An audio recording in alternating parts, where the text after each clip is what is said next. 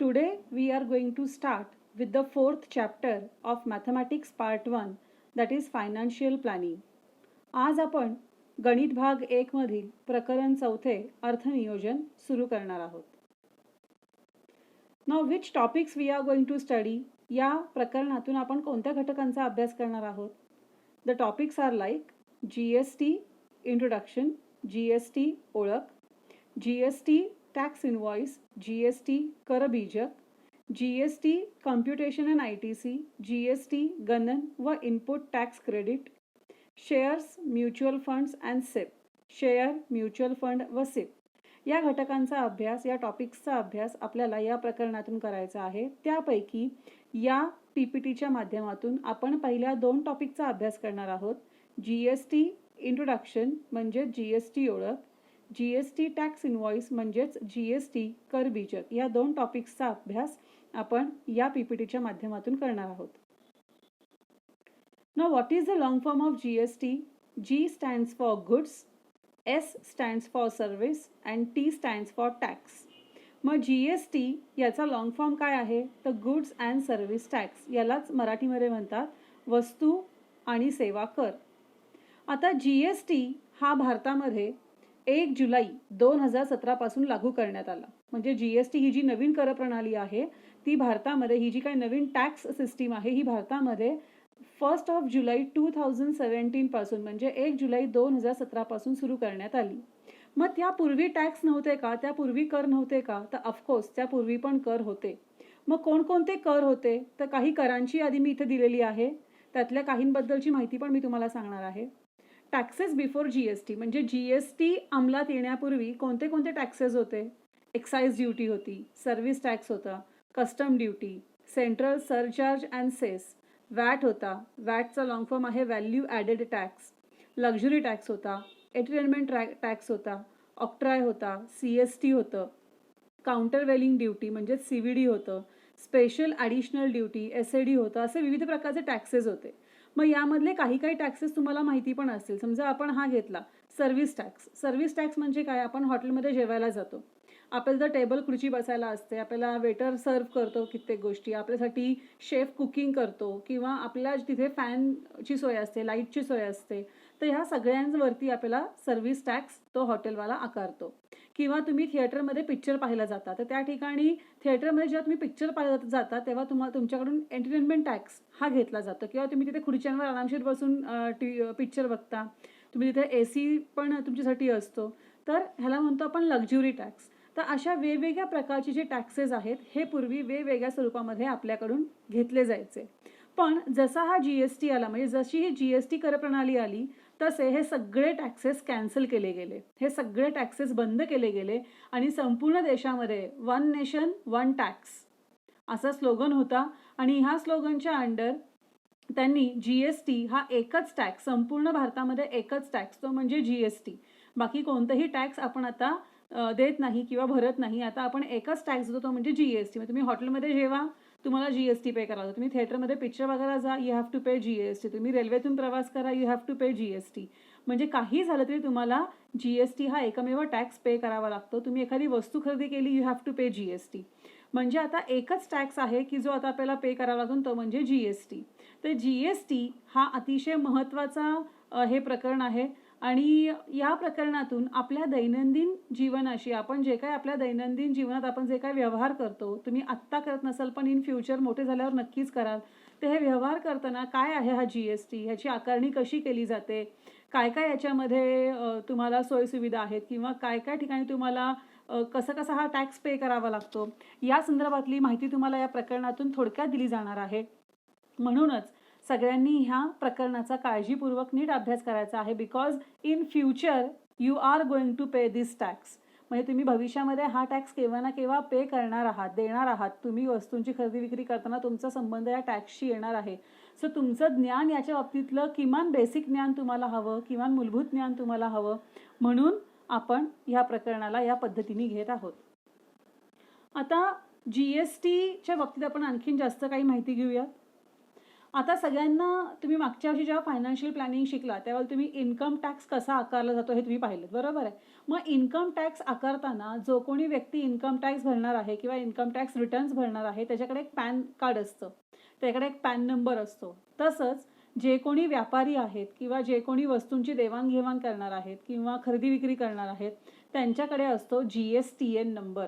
म्हणजे त्यांच्याकडे काय असतो, एक GST नंबर असतो, एक GST त्यांना एक कोड दिला जातो. मग हा GSTNचा अर्थ काय आहे, त्याचा लॉंग फॉर्म बघा, goods and service tax identification number. म्हणजे वस्तू आणि सेवा कर ओळख क्रमांक. म्हणजे तुम्हाला एक तुमचा पर्सनल ID मिळतो, एक GST नंबर मिळतो आणि त्या GST नंबरचा वापर करून तुम्ही कोणतेही आर्थिक व्यवहार करू शकता. म्हणजे फॉर एक्झाम्पल समजा मला शाळेसाठी एखादा फळा खरेदी करायचा आहे, तर शाळेचा स्वतःचा एक GST नंबर आहे आणि मी ज्या व्यक्तीकडून किंवा ज्या दुकानदाराकडून मी तो फळा खरेदी करणार आहे त्याच्याकडे पण त्याचा GST नंबर आहे. आणि मग त्याच्याशी जो मी व्यवहार करणार आहे, पैशाचा व्यवहार फळा खरेदी करताना, समजा मला 10 फळे खरेदी करायचे, तर 10 फळे खरेदी करताना मी जो काही त्याच्याशी आर्थिक व्यवहार करणार आहे तर तो आर्थिक व्यवहार आमच्या GST नंबरवर होणार आहे. म्हणजे दुकानदार आणि शाळा यांचा जो GST नंबर आहे याच्यावरती तो व्यवहार होणार आहे आणि याची नोंद सरकारी होते. म्हणजे शासनाकडे याची नोंद होते किंवा जे काही आयकर खातं आहे त्यांच्याकडे याची नोंद होते. आता हा जो GST नंबर आहे त्याचं वैशिष्ट्य असं आहे की हा GST नंबर जो आहे तो 15 अंकी असतो. यामध्ये अंक पण असतात आणि अक्षरं पण असतात. So this GST number is of 15 digits and there are digits, there are alphabets. So let us see की हा GST नंबर कसा बनवला जातो किंवा कसा हा तयार केला जातो. सो मी तुम्हाला उदाहरणासाठी एक GST नंबर इथं लिहिलेला आहे. The GST number is 27 ABCDE 1 2 3 4 H1Z5. तर हे आकडे कसे आले, हे नंबर्स किंवा ही अक्षरं कशी आली, तर त्याचा अर्थ तुम्हाला खाली मी स्पष्ट केलेला आहे. 27 सुरुवातीला जे आपण 27 घेतलेले आहेत, 27 काय आहे, तर तुम्ही महाराष्ट्रातली कोणतीही व्यक्ती घ्या, कोणताही दुकानदार घ्या, कोणताही कारखानदार घ्या, कोणीही घ्या तुम्ही, या प्रत्येकाच्या GST नंबरची सुरुवात 27नेच होणार आहे. Because 27 is nothing but the state code for Maharashtra. म्हणजे हा महाराष्ट्राचा स्टेट कोड आहे 27. So if you are staying in Maharashtra and if you are applying for GSTN, then your GST number will start with 27. म्हणजे जर तुम्ही महाराष्ट्रामध्ये राहत आहात आणि जर तुम्ही GST नंबरसाठी अप्लाय केलं असेल तर तुमच्या GST नंबरची सुरुवात नेहमी 27नेच होणार आहे. So 27 is nothing but the state code for Maharashtra. त्यानंतर जे पुढचे अंक आहेत, पुढचे जे 10 अंक आहेत, ABCDE 1 2 3 4 H, हा ज्या व्यक्तीने अप्लाय केले GST नंबरसाठी त्या व्यक्तीचा पॅन कार्ड नंबर आहे हा. मग समजा मी उद्याला अप्लाय केलं GST नंबरसाठी, तर सगळ्यात पहिले माझ्या GST नंबरमध्ये काय येणार आहे, 27 येणार आहे. मग त्या 27 नंतर माझा 10 अंकी पॅन नंबर येणार आहे. राईट, कळलं. सो ABCDE 1 2 3 4 H हा काय आहे माझा, किंवा वॉट एव्हर जी काय XYZ व्यक्ती आहे तिचा पॅन नंबर असणार आहे. So ABCDE 1 2 3 4 H is nothing but the PAN card number of the person who is applying for the GST number. मग त्यानंतर 1 काय आहे, 1 is nothing but the number of registrations.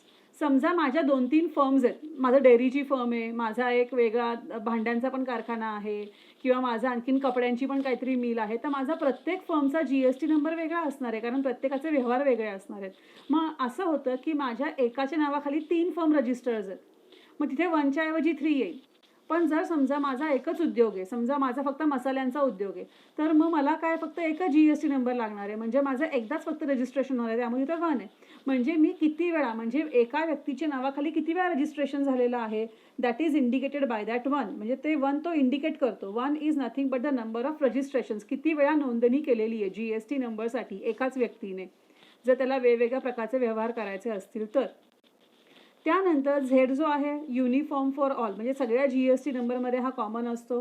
आणि 5 जो आहे शेवटी, तो हे सांगतो की तुमचा GST हा व्हॅलिड आहे का, म्हणजे तो योग्य आहे का, हे तो 5 सांगतो. म्हणजे तुम्ही 5 नंबर टाकला की तो GST व्हॅलिडेशनला घेतो, म्हणजे तुमचा GST नंबर बरोबर आहे ना हे तो चेक करायला घेतो आणि मग तुम्हाला तो सांगतो की तुम्ही जो GST नंबर एंटर केलेला आहे तो योग्य आहे अथवा नाही आहे. सो अशा प्रकारे हा GSTN नंबर किंवा हा GSTN खूप महत्त्वाचा आहे आणि याच्याच आधारे आपण सगळे व्यवहार करू शकतो की जे शासन मान्य व्यवहार असतात. चला तर मग पुढे पाहूया. आता आपण हा तुमच्या पुस्तकातलाच एक तक्ता घेतलेला आहे, याला आपण म्हणलंय GST स्लॅब्स. आता आपल्याला माहिती आहे आपण टॅक्स पे करतो, तर प्रत्येक वस्तूवरती टॅक्स आकारण्याची पद्धत वेगळी असते. So tax is applied on each and every object in different way, right? There are various methods to apply tax. मग त्यांनी काय केलेलं आहे, GST सगळ्या वस्तूंवरती समसमान न लावता त्या वस्तूच्या महत्वानुसार त्याला GST लावला गेलेला आहे. फॉर एक्झाम्पल, काही काही वस्तू अशा आहेत की ज्याच्यावरती 0% GST नाहीच आहे. उदाहरणार्थ, तुम्ही जर 25 किलो तांदूळ आणला किंवा गहू आणला तर तुम्हाला 0% GST द्यावा लागतो, कारण गहू, तांदूळ, ज्वारी, बाजरी, मीठ, साखर ह्या ज्या सगळ्या गोष्टी आहेत त्या अत्यावश्यक वस्तू आहेत. ह्या जीवनासाठी, रोजच्या जगण्यासाठी आवश्यक वस्तू, अगदी गरीबातल्या गरीब व्यक्तीपासून श्रीमंतातल्या श्रीमंत व्यक्तीपर्यंत सगळ्यांना ह्या वस्तू लागतात खाण्यासाठी. त्यामुळं त्यांच्यावर जो GST आकारला गेलेला आहे तो 0% आहे. So 0% GST is always applicable only to the essential commodities, म्हणजे ज्या महत्त्वाच्या वस्तू आहेत, लाईक फूड ग्रेन्स, फ्रूट्स. म्हणजे तुम्ही भाज्या आणल्या, फळं आणली तर तुम्हाला 0% GST. मिल्क, दुधावर GST नाही आहे, 0% GST. तुम्हाला GST नाही पे करावा लागेल जेव्हा तुम्ही मिल्क विकत घेता, म्हणजे दूध विकत घेता. त्यानंतर सॉल्ट, नंतर अर्धन पॉट्स. अर्धन पॉट्स म्हणजे मातीची भांडी. आपण माठ आणतो बाजारातून किंवा आणखीन काही तुम्ही मातीच्या वस्तू विकत आणता घरामध्ये, तर त्याच्यावर तुम्हाला 0% GST पे करावा लागतो. तुम्हाला GST पेच करावा लागत नाही. आणि सर्व्हिसेस कोणत्या कोणत्या आहेत, अशी कोणत्या कोणत्या सेवा आहेत की ज्यामध्ये 0% GST आहे? Charitable trust activities, transport of water, use of roads and bridges, public library, agriculture related services, education and health care services etcetera. म्हणजे समजा तुम्हाला काहीतरी MRI काढायचा आहे किंवा सोनोग्राफी करायची, तर you need not have to pay any GST. तुम्हाला रेल्वेनी प्रवास करायचा आहे तर तुम्ही डिपेंड, म्हणजे तुम्ही जर स्लीपर क्लासनी प्रवास करणार असाल तर तुम्हाला GST नाही पे करावा लागणार. पण तुम्ही जर फर्स्ट क्लासनी प्रवास करणार असाल तर तुम्हाला तिथे ज्या लक्झुरीज तुम्हाला मिळणार आहेत फर्स्ट क्लासच्या, त्याच्यामध्ये तुम्हाला GST पे करावा लागेल. किंवा तुम्ही रोडचा वापर करताय, ब्रिजेसचा वापर करताय, तर तुम्हाला त्या ठिकाणी GST पे करावा लागत नाही. सो अशा काही वस्तू या आहेत की ज्या अत्यावश्यक आहेत, ज्याशिवाय माणसं जीवन अशक्य आहे, तर त्यावरती 0% GST गव्हर्नमेंटनी ठेवलेला आहे. मग पुढचा स्लॅब काय आहे, तर लो रेटेड म्हणजे 5% GST. मग 5% GST कोणत्या कोणत्या वस्तूंवरती आहे, गुड्सवरती आहे? Commonly used items like LPG cylinder. आपल्या सगळ्यांच्या घरामध्ये आई स्वयंपाक करते, आपल्या घरी LPG सिलेंडर येतो. सो LPG सिलेंडरवरती 5% GST आहे. टी, कॉफी, ऑइल, हनी म्हणजे चहा, कॉफी, तेल, मध. नंतर फ्रोझन व्हेजिटेबल्स. आपण घरी बघा फ्रोझन माटार आणतो किंवा वेगवेगळे फळं पण आजकाल फ्रोझन फॉर्ममध्ये मिळतात, तर ती. स्पायसेस, मसाले आणतो आपण घरी, स्वीट्स, आपण मिठाया आणतो. सो याच्यावरती तुम्हाला 5% GST पे करावा लागतो. तुम्ही पेढे आणले, तुम्हाला पेढ्यांवरती 5% GST पे करावा लागेल. नंतर सर्व्हिसेस कोणते कोणते आहेत? रेल्वे ट्रान्सपोर्ट सर्व्हिसेस, बस ट्रान्सपोर्ट सर्व्हिसेस, टॅक्सी सर्व्हिसेस. तुम्ही रेल्वेनी प्रवास करताय, बसनी प्रवास करताय, टॅक्सीनी प्रवास करताय, तर तुम्हाला 5% GST ॲप्लिकेबल आहे. एअर ट्रान्सपोर्ट, तुम्ही जर इकॉनॉमी क्लासनी जात असाल, म्हणजे विमान प्रवास तुम्ही करत असाल, तर तुम्हाला 5% GST ॲप्लिकेबल आहे. Hotels providing food and beverages etcetera. आणि ज्या हॉटेल्समध्ये जेवण मिळतं, तुम्ही कोणतीही स्पेशल भाजी घेतली किंवा वेगळी काही डिश घेतली, तुम्हाला त्या ठिकाणी 5% GST पे करावा लागतो. त्यानंतर तिसरा जो प्रकार आहे तो आहे स्टँडर्ड रेटेड. फर्स्ट स्लॅब त्यांनी म्हटलं त्याला 12% आहे. बघा, हा GST आहे 12%. मग कशा कशावरती हा 12% आहे? कन्झ्युमर गुड्स लाईक बटर, घी, ड्रायफ्रुट्स. बरोबर आहे, कळतंय हे? बटर, घी, ड्रायफ्रुट्स म्हणजे काजू, बदाम वगैरे. जॅम, जेली, सॉसेस, पिकल्स म्हणजे लोणची, मोबाईल फोन्स. म्हणजे तुम्ही मोबाईल फोन नवीन विकत घेतला, तुम्हाला 12% GST पे करावा लागेल. सर्व्हिसेस काय काय आहेत? Printing job work. आपण आता बऱ्याचशा गोष्टी आजकाल प्रिंट करून घेतो. तुम्ही बघता रस्त्यावरती फ्लेक्स असतात, तुम्ही पत्रिका छापून घेता किंवा तुम्ही पॅम्पलेट्स छापून घेता, तर you have to pay 12% GST. Guest house, तुम्ही कुठे राहिलात तर.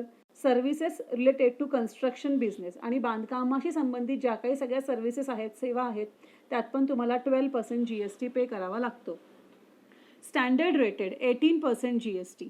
मग 18% most of the goods and services are included. मग ह्यामध्ये काय काय आहे?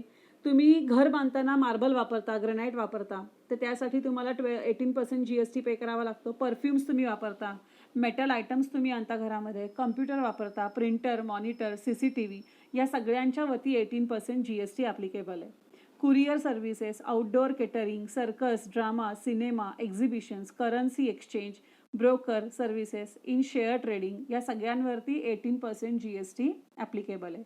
आणि हायली रेटेड आहे 28%. मग कोणकोणते गुड्स आहेत?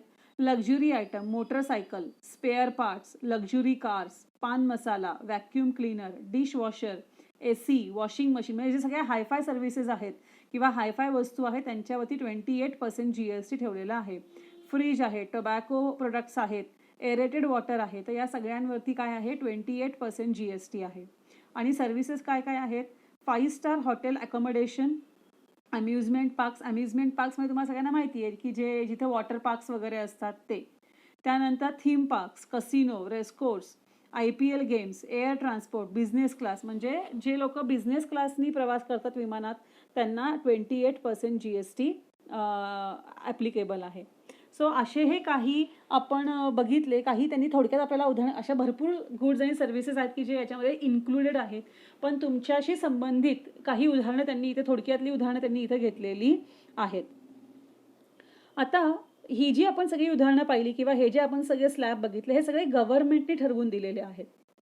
हे सगळे शासनाने ठरवून दिलेले आहेत. हे सगळे आयकर विभागाने, इन्कम टॅक्स डिपार्टमेंटनी ठरवून दिलेले आहेत. आणि ह्यांचं आपल्याला ज्ञान असणं आवश्यक आहे. हे तुम्हाला पाठ नाही करायचं आहे, कारण तुम्हाला एक्झाममध्ये जेव्हा प्रश्न येतो तेव्हा त्या प्रश्नामध्ये ज्या कोणत्या गुडचा किंवा ज्या कोणत्या सर्व्हिसचा उल्लेख केला असेल, ज्या कोणत्या वस्तूचा किंवा सेवेचा उल्लेख केला असेल त्याच्यावरचा GSTचा रेट पण तुम्हाला तिथेच देतात. तर तुम्हाला हे रेट्स किंवा हे गुड्स आणि सर्व्हिसेस ह्यांचं काही पाठांतर करण्याची आवश्यकता नाही. हे फक्त तुमच्या माहितीसाठी होतं. आता GST हा एक जरी टॅक्स असला तरी पण त्याचे मेनली 2 भाग आहेत. GSTचे 2 भाग मेनली असे आहेत, CGST आणि SGST. आता CGST म्हणजे काय? Central goods and service tax. आणि SGST म्हणजे काय? State goods and service tax. म्हणजे समजा मी एखादं काहीतरी समजा एक XYZ मी वस्तू खरेदी केली, समजा मी एखादं काहीतरी भांडं खरेदी केलं स्टीलचं, आणि त्या भांड्याकरता मला 100 रुपये GST द्यावा लागला. तर याचा अर्थ असा होतो की त्या 100 रुपयातले 50 रुपये हे सेंट्रल गव्हर्नमेंटला म्हणजे केंद्रीय शासनाला मिळणार आहेत, आणि त्यातले 50 रुपये राज्य शासन म्हणजे स्टेट गव्हर्नमेंटला मिळणार आहेत, कारण मी महाराष्ट्र राज्यात राहतीये. पण जे लोक राज्यात नाही राहत, जे युनियन टेरिटरी म्हणजे केंद्रशासित प्रदेशात राहतात, म्हणजे जसं की दीव दमन आहे, दादरा नगर हवेली आहे, लक्षद्वीप आहे, अंदमान निकोबार आहे, दिल्ली आहे, जम्मू काश्मीरमधलं श्रीनगर आहे. तर ह्या ज्या सगळी हे जे सगळे आहेत भाग किंवा हे जे सगळी ठिकाणं आहेत किंवा ह्या ज्या सगळ्या सिटीज आहेत, तर ह्या सिटीजमध्ये SGST नाही लागत. त्या ठिकाणी लागतो UTGST. म्हणजे ज्या काही केंद्रशासित प्रदेश आहेत भारतामध्ये, एक 8 किंवा 9 असतील, तर त्यांच्याकडे UTGST हा आकारला जातो. सो GSTचे मेनली 2च भाग आहेत, CGST आणि SGST, किंवा CGST आणि UTGST. म्हणजे आयदर SGST असतो किंवा UTGST असतो. जे लोक राज्यात राहतात त्यांच्यासाठी SGST, जे लोक केंद्रशासित प्रदेशात राहतात म्हणजे जे युनियन टेरिटरीमध्ये राहतात त्यांच्यासाठी असतो UTGST. पण CGST मात्र सगळ्यांना कॉमन असतो. मग हा GST कसा विभागतात? तर एक्झॅक्टली हाफ. म्हणजे मी तुम्हाला मगाशी म्हटल्याप्रमाणे की 100 रुपयात जर मी GST पे केला असेल तर 50 रुपये CGST असतो आणि 50 रुपये SGST. मग बघा, आपण CGSTचा तिथं फॉर्म्युला पण दिलेला आहे. CGST is equal to SGST is equal to UTGST is equal to half of GST. म्हणजे जी काय तुम्ही GSTची रक्कम पे केली असेल त्याच्या निम्मी रक्कम मिळते CGSTला आणि निम्मी रक्कम मिळते SGSTला. आणि तुम्ही जर युनियन टेरिटरीमध्ये राहत असाल, तुम्ही जर केंद्रशासित प्रदेशात राहत असाल, पॉंडिचेरी वगैरे पण आहेत, तर त्या ठिकाणी मात्र तुम्हाला UTGST पे करावा लागतो. त्या ठिकाणी तुम्हाला वेगळा UTGST हा कर पे करावा लागतो, भरावा लागतो. सो अशा प्रकारे आपण हे बघितलं की GSTचे 2 भाग आहेत, CGST आणि SGST किंवा CGST आणि UTGST. सो आय होप हे सगळ्यांना कळलं असेल. हा अतिशय महत्त्वाचा भाग आहे.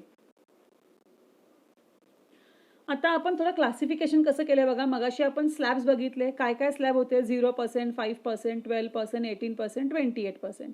आणि मग त्याचं CGST आणि SGST किंवा UTGSTचे रेट किती असणार, तर निम्मे निम्मे करायचे. 0चे निम्मे होतच नाही, 0चे निम्मे 0, त्यामुळे 0 0 येतील. 5चे निम्मे काय होतात 2.5%, 2.5%. 12चे निम्मे काय होतात 6%, 6%. 18चे काय होतात 9%, 9%. 28चे काय होतात 14%, 14%. सो अशा प्रकारे हे CGST आणि UTGST किंवा SGST हे GSTच्या निम्मे निम्मे गृहीत धरले जातात किंवा घेतले जातात. ठीक आहे. सो अशा प्रकारे आपण हे GSTचं क्लासिफिकेशन करू शकतो. आता आपण एक GST साठीचा एक सॅम्पल टॅक्स इनवॉइस मी घेतलेला आहे, म्हणजे ज्याला मगाशी आपण बीज मूलक किंवा बीज कर किंवा आपण हे पाहिलेलं होतं एक तिथे मगाशी जे आपण जेव्हा सुरुवात केली प्रकरणाला त्यावेळेला चॅप्टरला आपण जेव्हा सुरुवात केली तर आपण एक एक टॅक्स इनवॉइस कसा असतं म्हणजे GST वालं बिल कसं असतं आपण एक इंटरेस्ट म्हणून एक बघूयात एक की कसं असतं हे टॅक्स इनवॉइस किंवा कसं हे बनवलं जातं. तर आपण हे जे उदाहरण घेतलेलं आहे हे सगळ्यात पहिले बघा त्या बिलावरती काय आहे सप्लायर म्हणजे तो जो कोणी दुकानदार आहे जो कोणी तो विक्रेता आहे त्याचं नाव आहे तिथे. नाव काय त्याचं A to Z sweet mart हे त्याच्या दुकानाचं नाव आहे.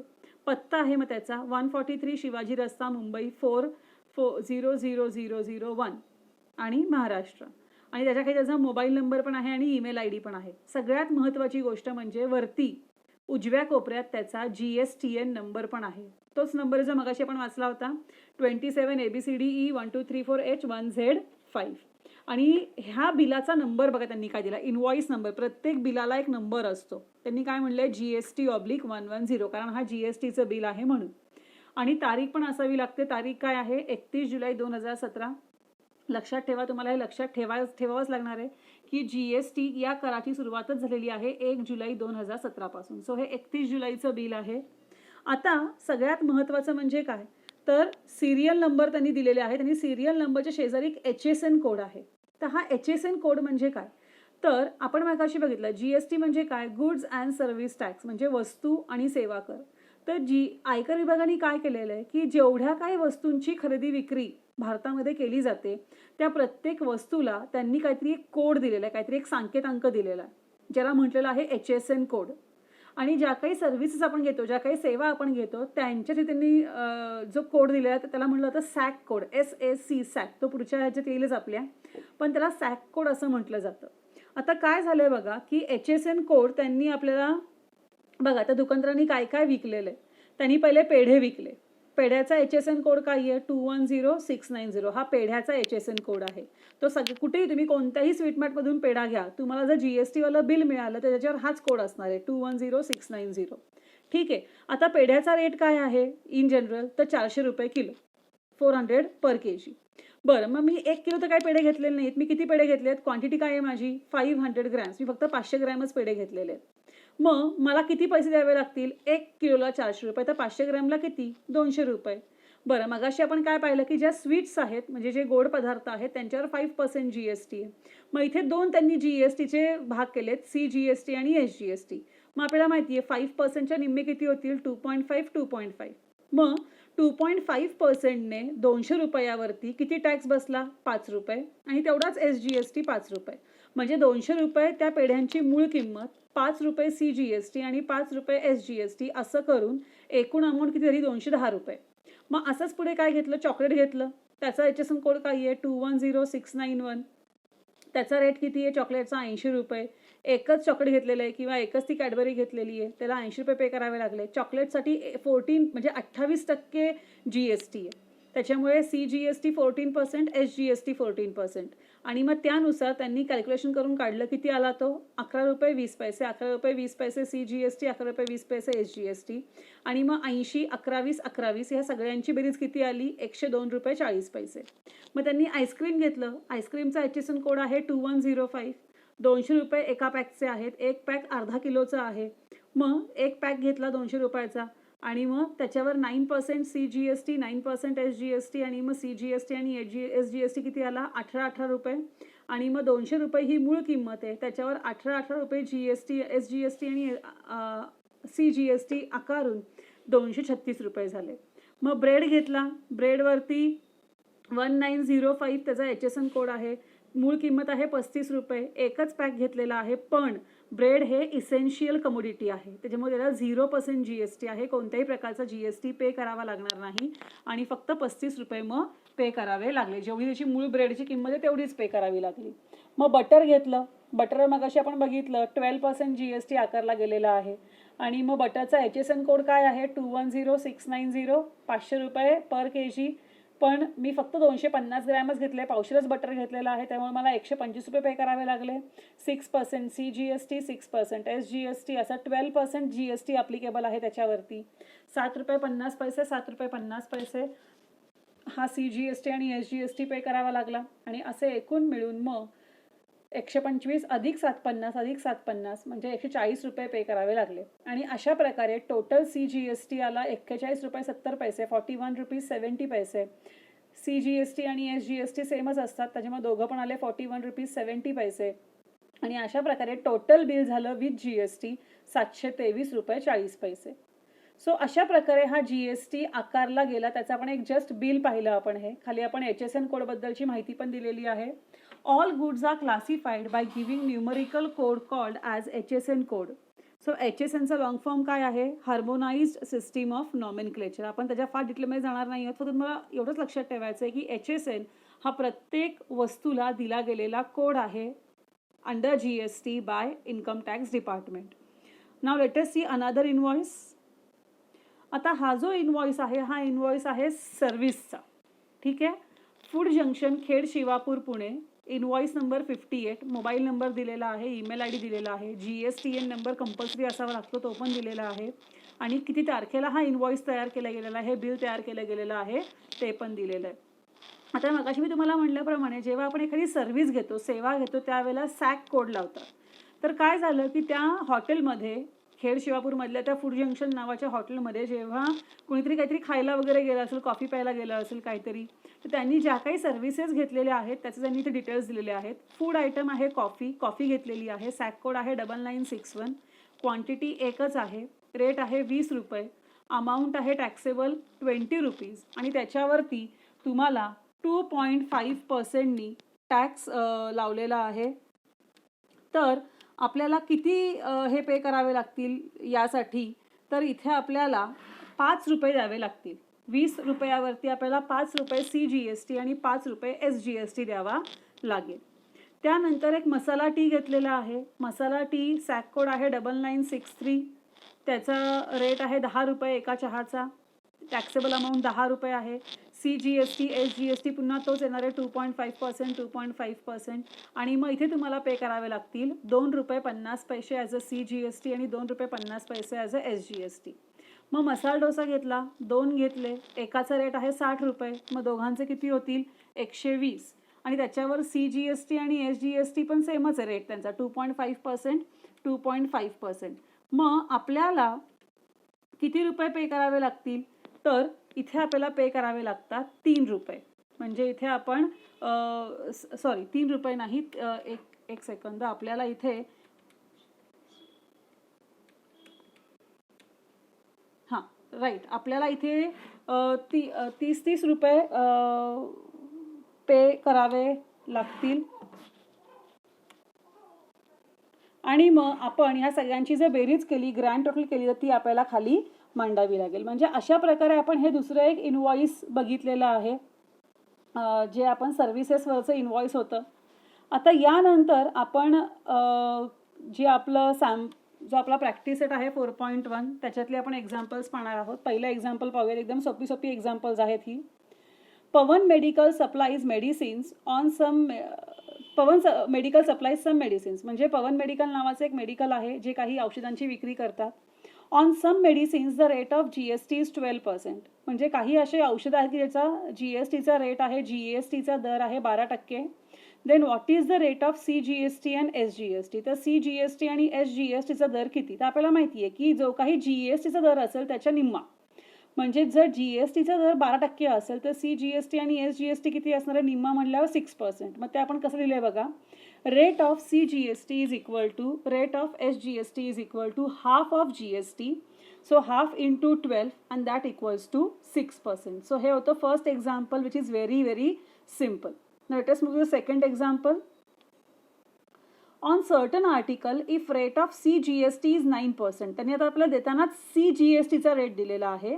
Then what is the rate of SGST. त्यांनी आपल्याला विचारलंय SGSTचा काय रेट असेल.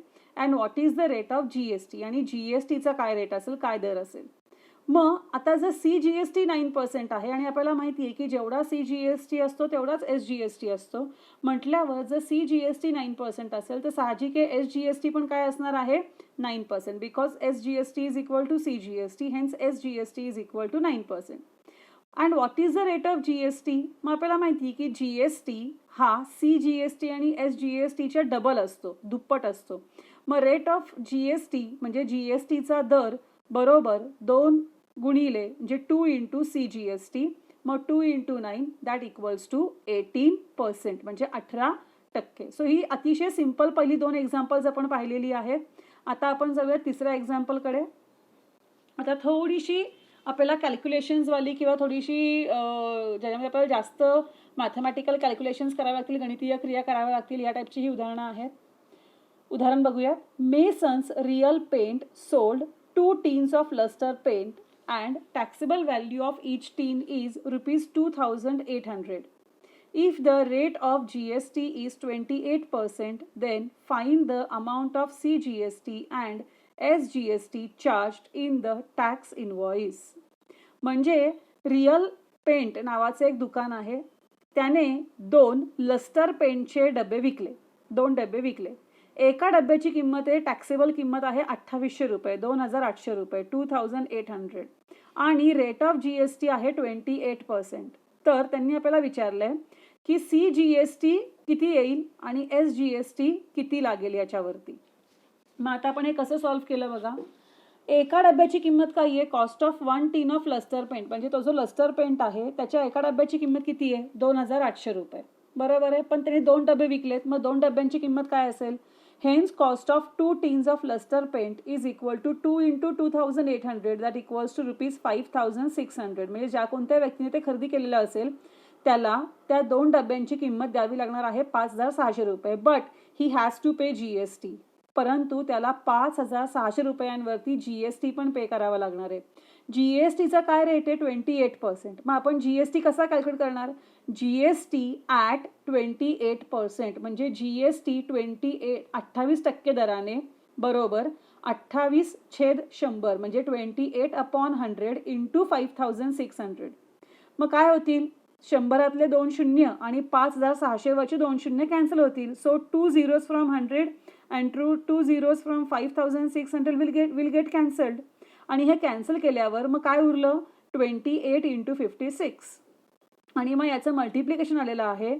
GST is equal to rupees 1568, म्हणजे 1568 एवढा GST पे करावा लागणार आहे. म्हणजे 5600 प्लस 1568 एवढी किंमत त्या 2 डब्यांसाठी पे करावी लागणार आहे.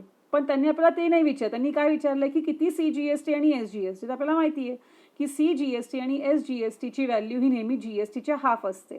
मग half into GST that equals to half into 1568 that equals to rupees 784. म्हणजे CGST आणि SGST किती पे केला गेला रुपीज 784. म्हणजे CGST आणि SGST 784 रुपये दिला गेला. हे होतं एक्झाम्पल नंबर 3. आता आपण बघूयात example number 4. The total value of a wristwatch belt is rupees 586. Rate of GST is 18%. Then what is the price of the belt for the customer? म्हणजे एका व्यक्तीने घड्याळाचा बेल्ट खरेदी केला. आपल्याला माहिती आहे की कित्येक वेळेला आपल्या घड्याळाचा बेल्ट खराब होतो, डायल चांगली असते, पण आपल्याला बेल्ट खराब झाल्यामुळे आपण काय करतो, बेल्ट बदलून घेतो. मग एका व्यक्तीने असाच एक घड्याळाचा म्हणजे मनगटी घड्याळाचा बेल्ट खरेदी केला आणि त्याची किंमत होती 586 रुपये, आणि त्या 586 रुपयावरती त्याला एक्स्ट्रा 18% टॅक्स पण पे करायचा होता. मग त्याला तो बेल्ट कितीला पडला. मग आपण हे कसं सॉल्व्ह केलं बघा. Value of wrist watch belt with GST, actually it's not with GST, actually it's a taxable value.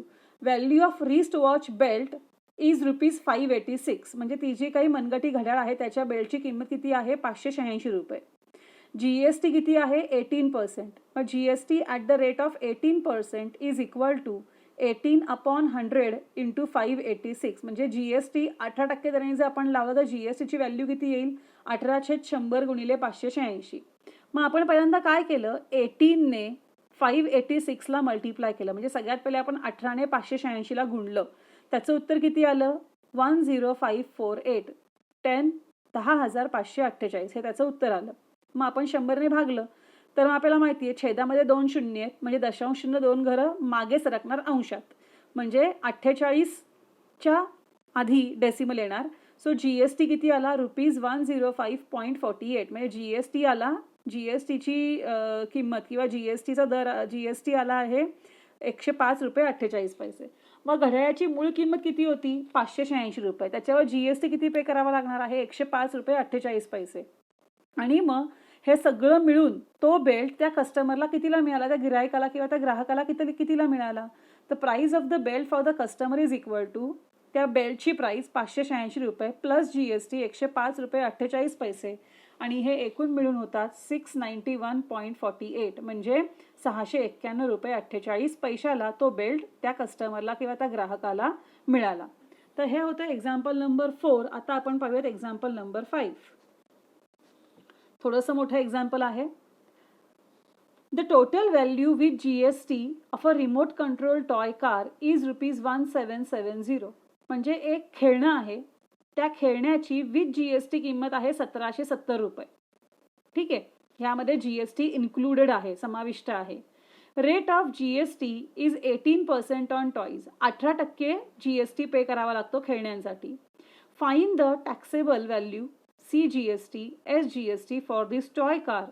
मग तुम्हाला त्या खेळण्याची किंवा त्या कारची मूळ किंमत म्हणजे टॅक्सेबल व्हॅल्यू काढायची आहे, CGST काढायचं आहे आणि SGST काढायचं आहे. तर आपण मग काय केलं की आपण कसं सोल्युशन सॉल्व्ह करत गेलोय बघा. Value of toy car with GST is ₹1770. म्हणजे ती जी काय टॉय कार आहे, ती जी काय खेळण्यातली कार आहे, तिची किंमत किती आहे विथ GST ₹1770. ठीक आहे, ही विथ GST किंमत आहे. याचा अर्थ असा होतो, आपण खाली काय मेन्शन केले बघा, hence if rate of GST is 18%, it means that if the cost price of the toy car is ₹100, then with GST it will cost 100 plus 18, that equals to ₹180. म्हणजे आपल्याला ठीक आहे, आपल्याला माहिती की विथ GST त्या कारची किंमत ₹1770 आहे. 1770 त्या टॉय कारची प्राइस आहे विथ GST किंवा व्हॅल्यू आहे विथ GST. मग आपण असा विचार करायचा की जर त्या टॉय कारची किंमत ₹100 असली असती मूळ किंमत, तर 18% GST लावून ती कार आपल्याला 100 अधिक 18 म्हणजे ₹118 मिळाली असती. ₹118 आपल्याला ती कार मिळाली असती.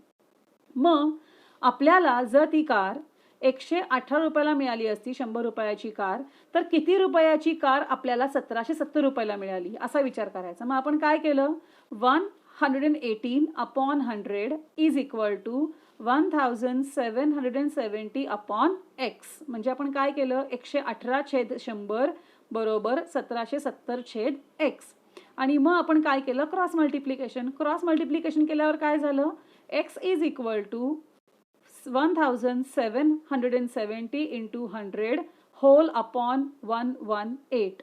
मग आपण काय केलं, 1770ला 100ने गुणलं आणि त्या संपूर्ण गुणाकाराला आपण 118ने भागलं. मग आपण काय केलं, 118ने आपण पहिले 1770ला भाग लावला, म्हणजे 1770ला भाग लावला पहिले 118ने. तो कितीचा भाग गेला, 15चा भाग गेला. म्हणजे 118ला जर 15ने गुणलं तर उत्तर येतं 1770. मग 15ला आपण 100ने गुणलं जे उरले होते, आणि मग आपला आन्सर किती आलं, 1500. म्हणजे ती जी कार आहे तिची मूळ किंमत, ही टॅक्सेबल व्हॅल्यू किती होती, 1500, आणि विथ GST ती मला कितीला मिळाली होती, ₹1770. म्हणजे 1770ला ती आपल्याला विथ GST मिळाली होती. मग आपण GST किती पे केला, तर मग ते कसं काढणार आपण, तर विथ GST जी प्राइस आहे त्यातून बेसिक व्हॅल्यू मायनस केली, म्हणजे 1770 मधून आपण 1500 वजा केले, किती उरले, ₹270. म्हणजे मी GST जो पे केलेला आहे तो आहे ₹270. पण त्यांनी मला विचारलंय CGST आणि SGST. मग CGST आणि SGST आपण कसा काढणार, तर आपल्याला माहिती आहे हाफ ऑफ GST. मग CGST is equal to SGST is equal to 270 upon 2, that equals to ₹135. So अशा प्रकारे आपण त्या कारवर आकारला गेलेला CGST आणि SGST काढला, दॅट इज ₹135. ओके, सो हे होतं एक्झाम्पल नंबर 5, विच इज थोडंसं मोठं होतं पण इट्स इझी, सोपं होतं हे. Now we will go to the example number 6. So example number 6 हे पण थोडंसं मोठं आहे. Tip Tip-Top Electronics supplied an AC of 1.5 ton to a company. Cost of the AC supplied is rupees 51,200 with GST. पुन्हा त्या टाईपच आहे. मगाशी कारमध्ये पण कसं होतं with GST, तसं ही पण जी किंमत आहे ती with GST. Rate of CGST on AC is 14%.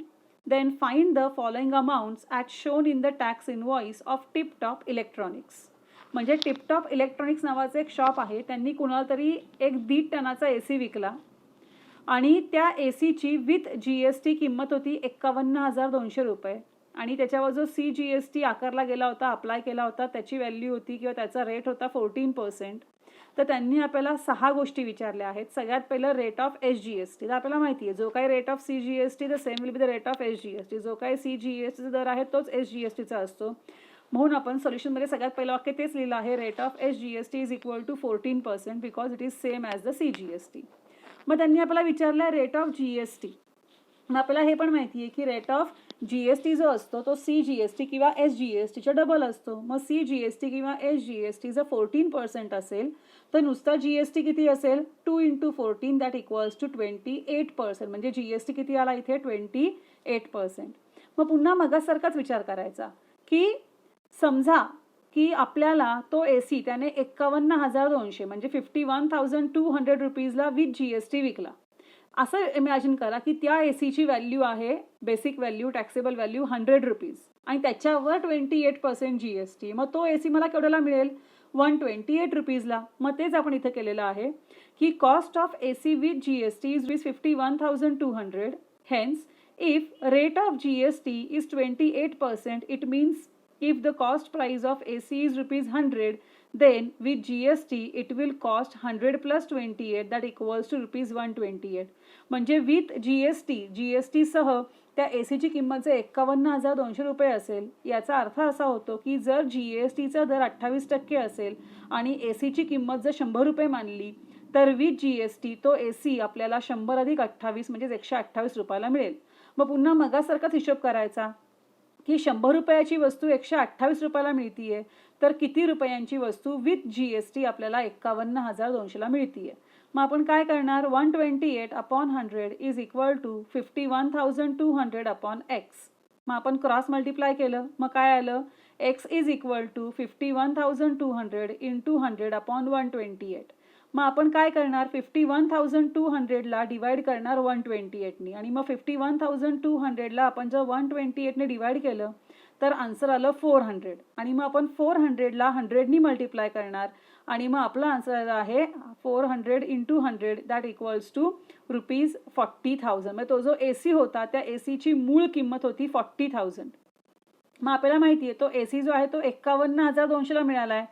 मग GST किती आकारला गेला, तर what we are going to do is we are going to subtract the value with GST or we are going to subtract taxable value from the value with GST. So 51,200 minus 40,000 that equals to 11,200. याचा अर्थ असा होतो की तो जो काही AC आहे त्याच्यावर 11,200 रुपये GST पे केला गेलेला आहे. मग किती CGST आणि SGST आले, तर 5व्या आणि 6व्याचं उत्तर आपण एकत्रच घेतलेलं आहे. Hence, CGST is equal to SGST is equal to 11,200 upon 2. म्हणजे आपण काय करणार, 11,200चे निम्मे भागिले 2 करणार and that equals to rupees 5,600. आणि अशा प्रकारे त्याच्यावरती CGST आणि SGST किती आकारला गेला, रुपये 5,600. सो अशा प्रकारे आपण हे एक्झाम्पल नंबर 6 पाहिलेलं आहे. आय होप इथपर्यंत सगळ्यांना कळालेलं असेलच. आता आपण हे लास्ट एक्झाम्पल पाहणार आहोत, एक्झाम्पल नंबर 7. एक्झाम्पल नंबर 7 असं आहे बघा. Prasad purchased a washing machine from Maharashtra electronics goods. म्हणजे प्रसादने महाराष्ट्र इलेक्ट्रॉनिक्स गुड्स नावाच्या एका दुकानातून एक वॉशिंग मशीन खरेदी केली. मग इथे काय काय आणि कसा कसा व्यवहार झाला बघा. The discount of 5% was given on the printed price of rupees 40,000. म्हणजे त्या वॉशिंग मशीनची मूळ किंमत होती 40,000 रुपये, ज्याच्यावरती 5% 5% डिस्काउंट दिला गेला. Rate of GST charge was 28% आणि मग 5% डिस्काउंट दिल्यावर जी काही किंमत उरली त्या वॉशिंग मशीनची त्याच्यावरती 28% GST अप्लाय केला. Find the purchase price of washing machine, also find the amount of CGST, SGST shown in the tax invoice. मग आता हे कसं करणार आपण, printed price of washing machine किती आहे 40,000. डिस्काउंट किती मिळाला 5%. मग आपण पहिले डिस्काउंट किती मिळालं ते काढूयात. मग डिस्काउंट कसं काढणार आपण 5/100 इंटू 40,000 म्हणजे 5/100 गुणिले 40,000.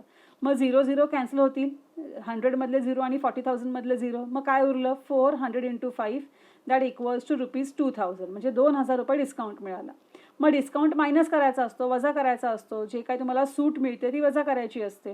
Therefore cost of washing machine after discount म्हणजे सूट दिल्यानंतर त्या वॉशिंग मशीनची किंमत किती आली 40,000 वजा 2,000 म्हणजेच किती आली 38,000 ₹38,000. 38,000 त्याच्या वॉशिंग मशीनची किंमत आली after discount.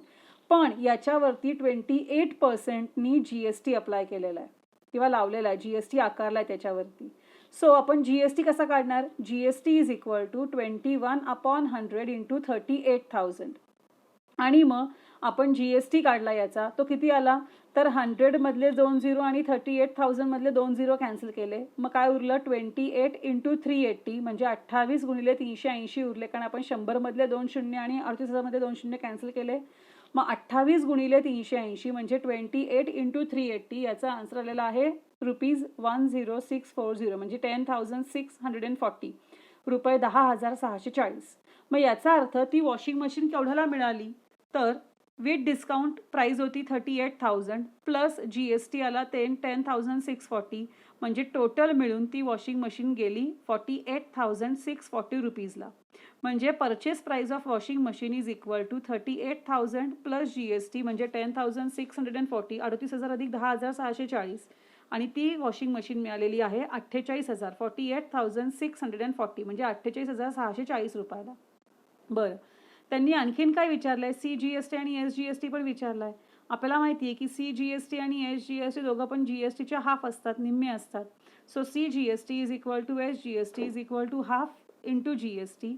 So half into 10,640 म्हणजे 1/2 गुणिले GST म्हणजे 1/2 गुणिले 10,640 आणि ह्याचं उत्तर आलेलं आहे ₹5,320 5,320. सो अशा प्रकारे आपण त्या वॉशिंग मशीनला डिस्काउंट किती दिला गेला, डिस्काउंट जाऊन तिची किती किंमत झाली, मग त्याच्यावर किती GST आकारला गेला, किती GST त्यावर भरावा लागला आणि मग त्यातून CGST आणि SGST कसा आपण काढला, हे सगळं तुम्हाला कळलं असेल. आय होप ह्या ज्या बेसिक गोष्टी होत्या GSTच्या ह्या नक्कीच तुम्हाला कळालेल्या असतील. हे लास्ट एक्झाम्पल होतं या प्रॅक्टिस सेटमधलं. पुढच्या PPT बेस्ड व्हिडिओमध्ये आपण आणखीन काही GST मधले वेगवेगळे प्रकार पाहणार आहोत. थँक्यू.